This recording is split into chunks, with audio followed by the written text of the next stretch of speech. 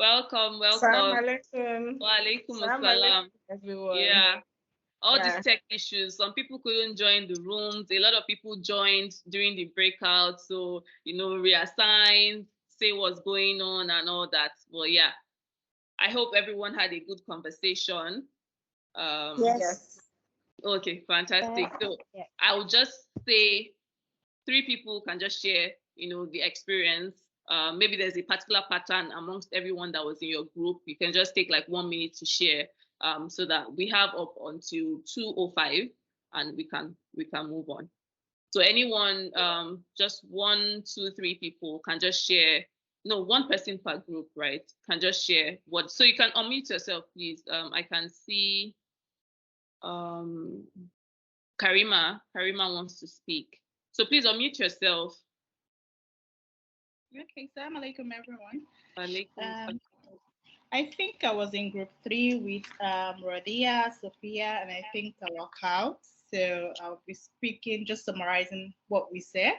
The first question, money mistakes. So we had a range from someone who has never made a money mistake because she's very frugal with her spending. Wow. She just sends the money out of her accounts and keeps it somewhere and all of that.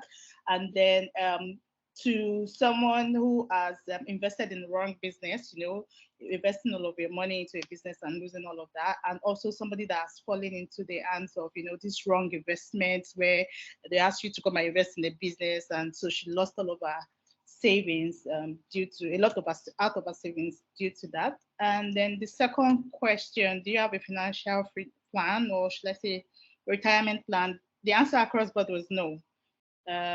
Somebody has, but then she thinks she has moved away from that, and she's trying to find her way back to the retirement plan. But the answer across board was no. Then also, what will happen if we lost your job?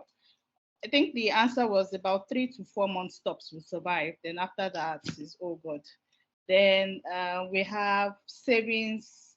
Do you have emergency fund? No, savings, but not emergency fund. And then the last question: are you currently making passive income? It was split because we're just 4 in our group. So 2 said yes, and they used either the Carry Rice Lotus Investment package or the Jais Bank investment package. So that's it for our group. Oh, thank you so much for that really amazing summary. Thank you so much, Karima. Thank you. Anyone else want to go? Group 1, group 2, 4, 5, 6. And we had some people in the open here that I tried to coordinate to the best of my ability. Shout out to Sister Aziza. All right. Anyone else want to share? Sorry, Karma represented group 5, so that was group 5 actually. Oh, okay, that was group 5. So Yes, group 1, 2, 3, 4.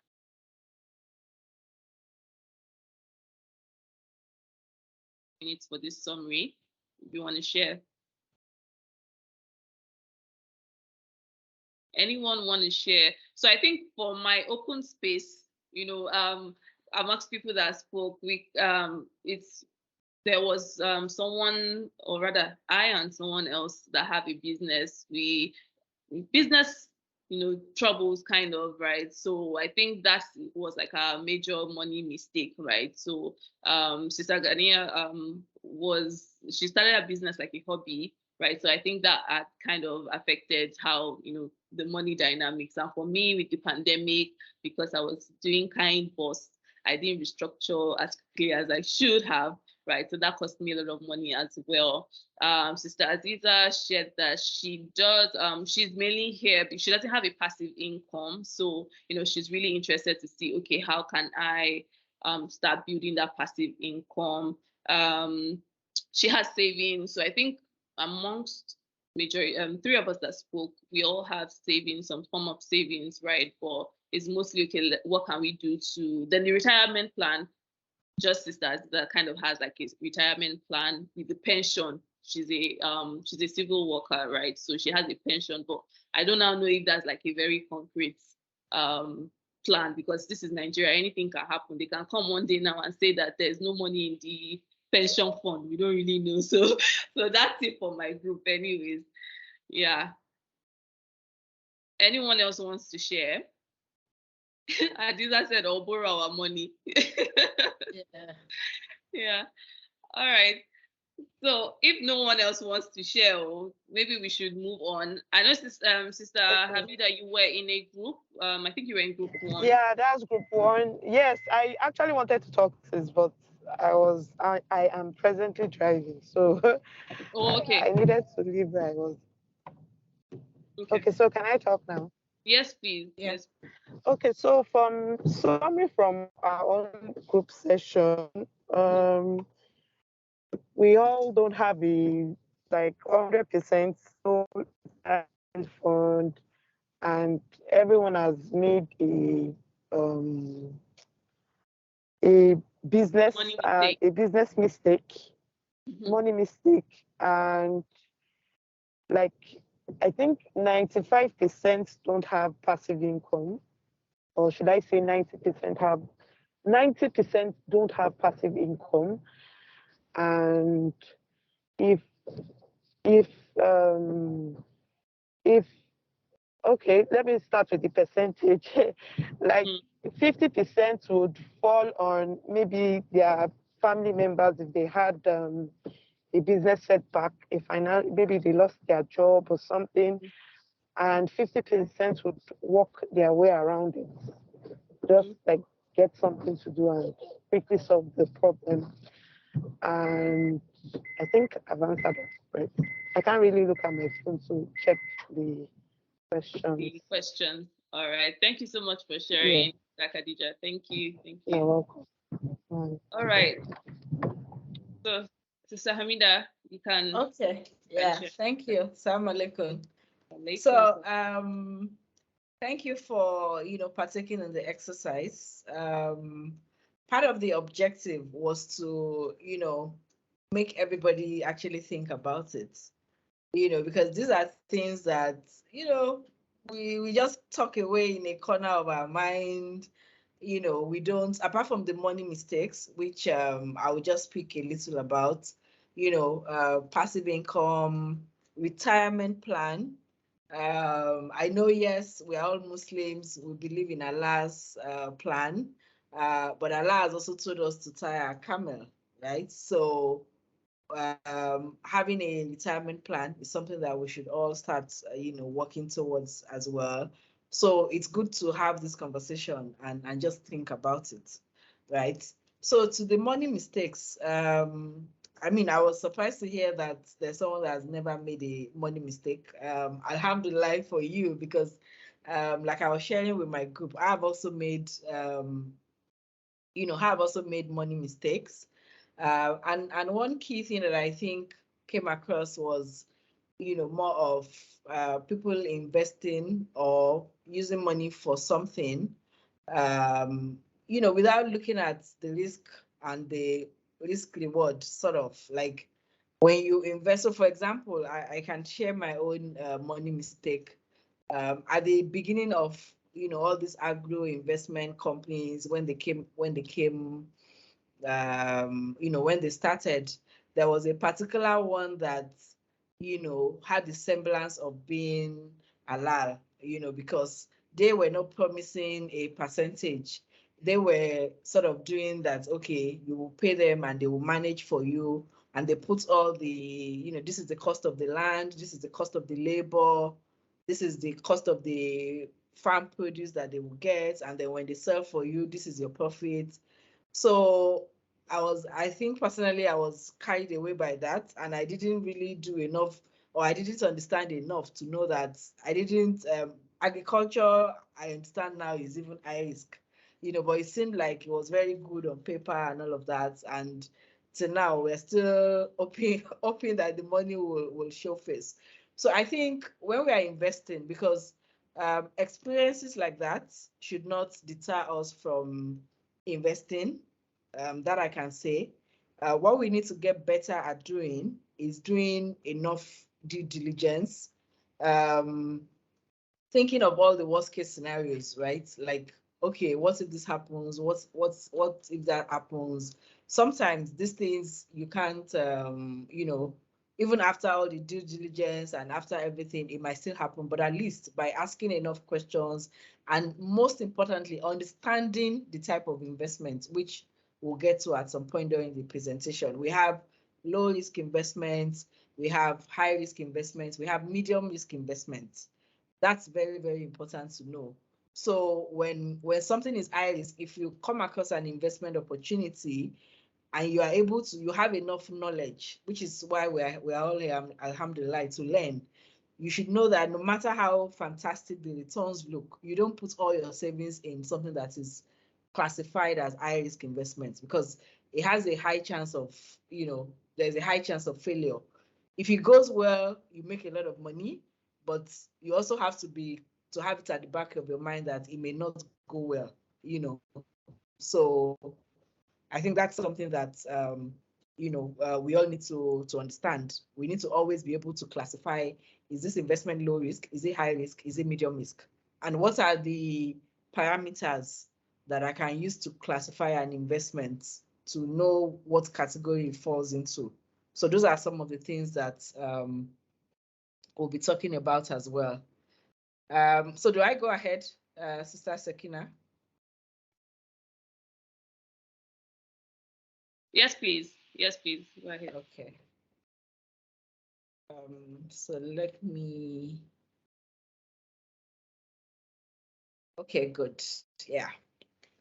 So now that we've all agreed that it's good to invest, these are some of the helpful tips that I have put together. Creating and sticking to a monthly budget. I know, yes, we're in Nigeria, things are very, all over the place. Groceries are just moving upwards and all of that, but we should still have some sort of budget and try to stick to it within our control as much as possible.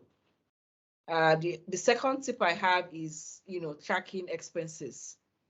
A lot of us as well, I've spoken to a lot of people about finances, and I realized that, some people would say, oh, if I don't write it down, at least I don't want to give myself high blood about where the money is going.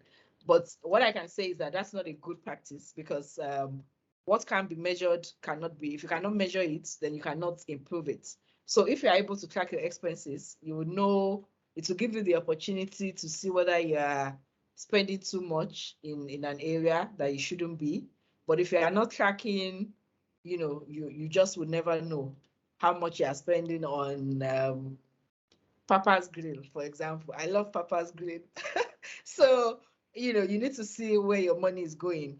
The third tip I have is, planning for major expenses. So each and every one of us, we know the major expenses that come around. Examples include rent, school fees, major events. Some people are planning to get married, Hajj, for example, Zakat, So these are all major expenses that we need to plan for, that shouldn't meet us by surprise, when they happen. So that's something I think we should all try to do. And then last but not the least, becoming financially literate. This I cannot overemphasize enough. Financial literacy there's information out there. There are resources out there, a lot of free resources. Just having a basic understanding of how all these things work, and taking time to learn about, being financially literate is very important. It might be when you come across different scenarios, it gives you you are better equipped to handle such scenarios when you have the necessary information. So now, to summarize the key steps that are important, increasing our earnings is very important, at least within our capacity. That's one good step. And then spending less than you earn. We have some people that as the earnings is increasing, the expenses are also increasing. So that's not a good thing to do. You want to even reduce your expenses, because that's the only way you would have something left to invest. So even if, for example, you have a job, you were given a raise, or you have a business, you have more customers, your revenue has gone up, does not mean you should start spending all the extra that has come your way. I would advise that you see it as an opportunity to save more instead of increasing your. So maybe if before you were spending around 20-25K on a particular thing, then because your income has been increased, you want to increase that as well. So that's the message here, trying to earn more and then spend less. Now let's talk about investment as a passive income vehicle. Like we all agreed or saw in the last slides, one of the best ways of generating passive income is by investment. And for those that are just joining us as well, passive income is the income that you get without actively, so income that you get from your investments, from rental income, from dividend income, from digital products that you've created in the past, for example, that you really don't have to be involved in the hustle and bustle again for you to make the money. So having your money or your assets work for you, that's what we mean by passive income. Now let's talk about halal investing, right? We, as Muslims, right, we want to avoid putting money in financial assets that we put our money into assets that avoid anything haram. So because Allah has commanded us, our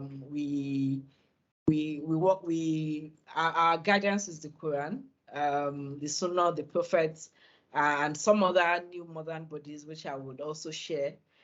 So, and we know some things that Allah has said are impermissible for us. So examples are things like alcohol, pornography, gambling, interest-bearing investments as well. So all these things are clearly stated in the Quran, which we all follow. So that also should guide us in how we invest and what we invest in. So what is halal investing really is when you avoid putting your money in assets that have to do with all these impermissible options. Now this is a verse of the Quran as well, because some people say, oh, they don't I mean, it's everybody knows that as Muslims we are not supposed to earn any interest. So this is the verse of the Quran that specifically tells us about this, that as Muslims we need to give up interest if we are true believers, right? So what is the guidance for halal investing? Like I shared earlier, the Quran, of course, the teachings of the Prophet Sallallahu Alaihi Wasallam, and then there are some organizations that have also taken it upon themselves to, because right now we have a lot of financial investment options that were not available during the time of the Prophet Sallallahu Alaihi Wasallam. So what these organizations have done is to sort of do some audits. So we have an organization called AOFI. It's based in Bahrain, and what they do is to do some form of screening for especially for stocks. They've come up with some guidelines to guide us on the modern investment like the stock market, which we'll get to in a minute. There's also another organization called the IFSB, which is also in Malaysia. They also have their own guidelines, but most of them complement each other. Because I know some people would say, oh, we didn't have stocks during the time of the Prophet, so does it mean is haram? And we all know we know the rules that everything is assumed to be halal unless it's specifically stated that it's haram. So these organizations have come together to give some guidance to us as Muslims on what we can or cannot invest in as far as the stock market is concerned. Now, what are the common investment options that are available for us? Real estate is there, top of the list. Stocks is also there. Um, I think can you still see my screen? I think I lost my Yeah, I can see slides. us. Oh, you can see my screen. Okay. Yeah. But maybe you Um, want to try maybe toggling forward or backward, but I can see common investment options. options. Okay, I think it should be fine now. Okay. Okay, so now it's okay, yeah, it's back up. It's back up now. Okay. Alhamdulillah. Hmm. Okay, so I was talking about real estate as a common investment option. Stock markets as well. It's investing in stocks. We have cryptocurrency, which is a new, which is a newer form of investing. And, there's a lot of, there are lots of opinions for and against, right? We have mutual funds as well, which is also an investment option, right? And then we have commodities also, which are the investment options. So this is not an exhaustive list. There might be some things that will not be here, but what I have done is to just just pick the few common ones, especially the ones that we can easily access in our current environment. Okay, so I'm trying to move to the next slide. Okay, good. So let's talk about real estate. Real estate, as we all know, it's been around for ages and centuries, right? And it's one of the most common ways of storing wealth, so to speak. One of the advantages is that it's secure. Of course, if you do your proper diligence and buy from reputable sources, which is very important. Um, Fractional ownership might also be possible. I've seen instances where people come together to invest in real estate as well. It's low risk again. It cannot be carried away. Hopefully, again, if you buy from from a reputable source. Um, Real estate is known to give good capital appreciation. For some aspects of real estate, if you invest in houses and all of that, you're also able to earn rental income. Um, and now let's talk about some of the cons of real estate. So real estate requires considerable capital. Like we all know, it's not cheap. So that might, make it, there's some barrier to entry. And then it's also not liquid. So you can't wake up today and say, oh, I need my money today. It's not liquid. You have to either sell or wait for a buyer and all of that. So that's one of the cons of real estate. But I would say that it's still one of the good ways of storing wealth and investing. Now, another way of investing is the stock market. I'm sure we've all heard about the stock market. Equity means when you own a fraction of the company. So, for example, if I talk about Nigerian stocks like, say, MTN, Dangote Cement, for example, when you buy their stock, you are a part owner in the company. If we also look at foreign stocks like Apple, like Tesla, and all of that, it's also possible to buy that now. But buying a stock simply means that you're buying a fraction of the company. Now, technology has also made it very good. Fractional stock ownership is possible. Before, you could not buy a stock if you don't have the full amount, but now you can buy a fraction of the stock, especially for foreign stocks. Now, one way you can also earn from stocks is via capital appreciation and dividend income as well. We have the option of owning both the local and the foreign stocks, both Nigerian and stocks in other markets like the US market, for example. The good thing about the stock market is that,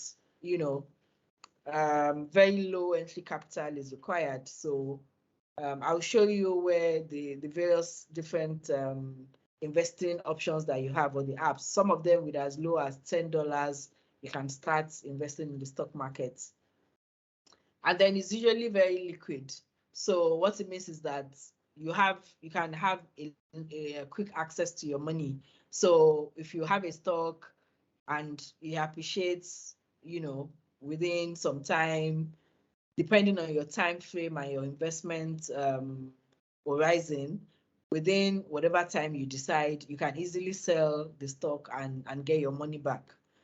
So it's very liquid, and that's why it's one of the favored methods of investing. Now, some people would say that, well, not some people, as Muslims, it's not every stock that we can buy. Like I shared earlier, there are some guidelines that have been set up to guide us in how we should invest. So these are some halal stock screeners that have been around for some time, and that have been shown to be accepted. So I want to share my screen and show you something very quickly.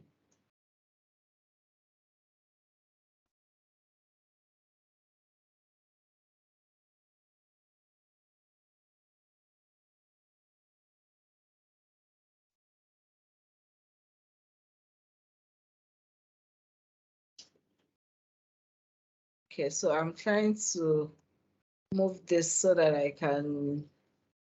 Okay, good. So I want to show you how it works. So if you see some of the examples that I shared earlier, Musafa is a platform where you are able to, that helps you to screen the stocks when you want to buy stocks. I know that some people already invest in the stock market, and they wonder, how do I know whether a stock is permissible to invest or not? So this is a platform. I think they charge a small subscription fee, annual subscription fee, but once you have access to it, you can easily, and they have stocks from all over the world. Unfortunately, they don't have Nigerian stocks, and I'll tell you what I do for Nigerian stocks, but for other markets, you are able to check. So for those that know about stocks, you can put some examples in the chat so we can just check the halal, the permissibility of investing in those stocks. So if you have examples that you want us to check, please feel free to put it in the chat box so that we can just show you how it works. Okay, Apple, thank you very much. So let's put Apple, for example. Good. I like the answers I'm getting. We have people that yeah, so this is Apple, for example. So on this platform, you can easily see that their recommendation is that that Apple is good. So if it's good, it comes up in green as permissible to invest. So let me put, I think I saw Netflix. Let's put Netflix here. Netflix is on the Nasdaq. Yeah. So look at the comment for Netflix. The Sharia compliance status is doubtful. So they are saying that this stock is categorized as doubtful, so they don't recommend investors to trade it at the moment. To monitor the, so you can add it to your watch list, and then you can use it you can keep checking. I think I saw Tesla. Let's look at Tesla very quickly. So the idea of this is that we have some platforms that have done the work for us. So Musafa, I think they work with the IOFI standards, and you can easily just check to make sure that before you buy a stock, you don't want to buy something that is not permissible to invest. So there are some there's some parameters that they used to check, which I will not go into here. The debt that the company has, the amount of their business model and all of that. So all those have already been loaded into the system. So you can see that the results for Tesla. Tesla is recommended as halal, right? So, and so on and so forth. Let me check the chat again to see one or two. Okay, someone has P&G. So let's check P&G again. Procter and Gamble. I think P&G should be fine.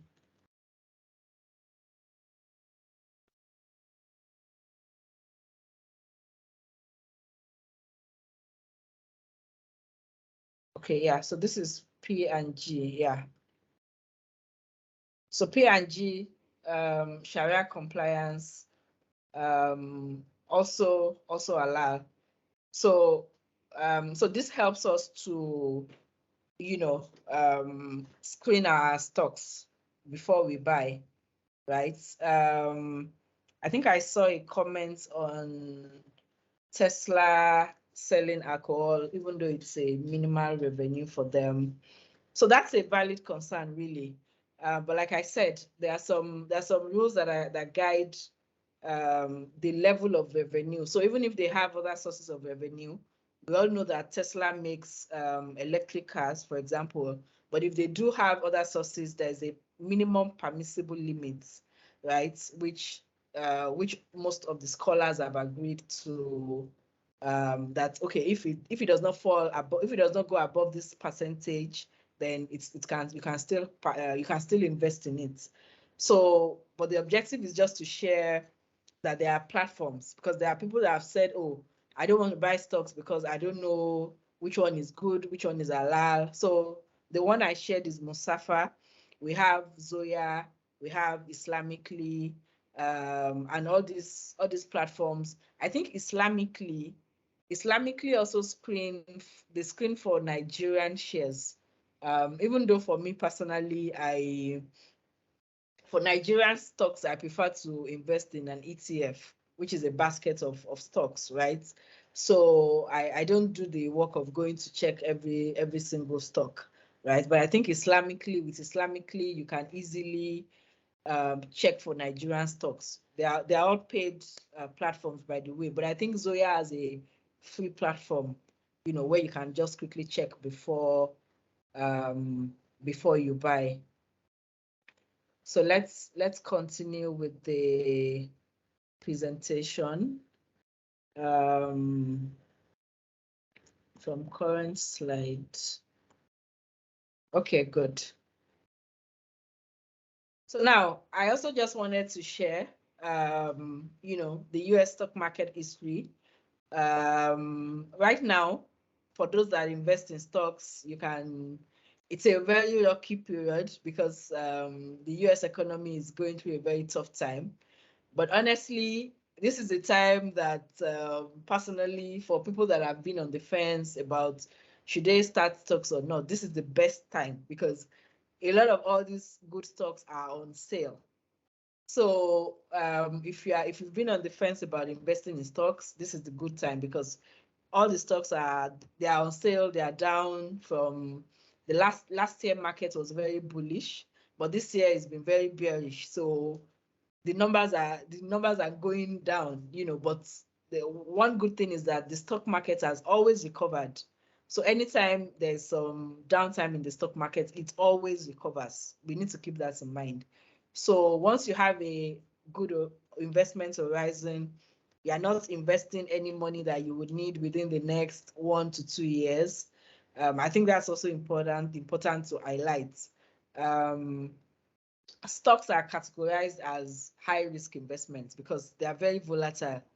They tend to go up and down. So you can never predict when they will be up and when they will be down. But if you look at a 5-year horizon, most of the time they tend to go up. So I've shared this table here to show you, the 5-year returns on some of these stocks that we have here. So 5 years ago and now, these are the percentages that some of these stocks have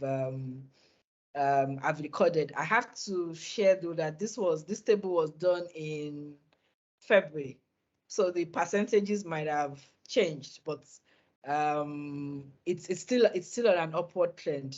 That's not in doubt. Um, so for those that are, looking at stock investing as well, there's a recommended approach. Please don't take all your money and just buy Apple shares or one type of shares. You have to, there's a recommended process. So there are things called ETFs.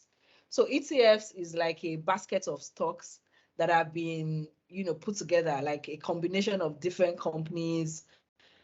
And what this helps to do is to, minimize your risk. So if you have a basket of companies and maybe one company has an issue or two companies are not doing too well, because you have a basket, you are still able to overall, get good returns. So ETFs are like a basket. So, and we have some halal ETFs that have been screened as well, that are recommended for Muslims. So we don't have a lot. For those that do stock investing, there are a lot of, a lot of ETFs out there, but the ones that are halal are very few, and these are the ones that I've listed here. So HLAL is by Wahid. Wahid is a US company, US Sharia, US halal investment companies that have also, so they do the screening. And if you check if you go to this HLAL, for example, you will see the list of all the companies that are in the ETF. So by investing in this HLAL, for example, you have invested in like 10 or 15 companies. We also have SPUS. For us Nigerians, SPUS is on Passfolio, is on Bamboo as well. UMA is also an halal ETF. I think we have SPSK on Passfolio as well. And then you now put 25% in the blue chip company. So like I was saying before, you don't put 100% of your money in one stock. No, you do 40% ETFs, 25% you put in blue chips. Then because tech has been raining as well right now, but I think it's the energy stocks that are doing well, you also put like 25%. And then, sometimes you have some companies that come that, they'll say they are the companies of the future, like the metaverse, like maybe some cryptocurrency stocks, or like this Virgin Galactic, for example, the company that is taking people to space. So things that are of the future that might become the next big thing, right? There are stocks like that. You don't put all your money in those type of stocks as well. You just take a little portion of your portfolio. So these are examples. Please, there are thousands of stocks. You have to, and there are lots of resources as well that you can read up and maybe just try to also do some due diligence on this before you do stock investing. But to summarize, as Muslims, we can invest in halal stocks, yes, and there are some halal, there are ETFs that have also been screened for us that we can benefit from. So that's the message here, really. So now moving on to another type of investments, we have mutual funds as well. Now, mutual funds are funds that have been, pulled together from a pool of investors and, invested in different instruments. So I'll quickly go to, some of the advantages are here. They are open-ended. Some of them also offer dividends. They pay you dividends. Majority of them are low risk because there are some that invest only in low risk instruments, and with as little as 5,000 naira, you can actually start investing in mutual funds, right? So that's also an option as well. I would show you some examples of mutual funds later on, and then we have commodities as well. So commodities, they've been around for a long time. And if I would just explain, so I know a lot of us then, maybe our moms or our grandmas or even us, they buy commodities when it's at the season, at the peak of the season, when it's readily available. They store it and then they sell when it becomes scarce. So I know we've probably been used to that one way or the other. So things like palm oil and all of that people buy when it's in high season, they store it, and then they bring it out to sell when it's scarce. So that sort of guideline is what commodities do. So commodities are traded, and of course, the only way it will make sense is when you buy when it's cheap and you sell when it's expensive. So right now we also have like a medium in Nigeria where called FX, where you can buy and sell commodities as well. And because it's buying and selling, of course, you buy and then you sell at a profit. I would also show you how to go about that. So specifically for us, for those of us that live in Nigeria, these are just some examples of companies that I think they've been around for a while, and they've proven to be to at least know what they are doing in terms of real estate. So I just put some examples for each category just as a form of guidance. But of course, I would also advise that you need to do your own due diligence if you decide to patronize them. So we have Mixta Africa.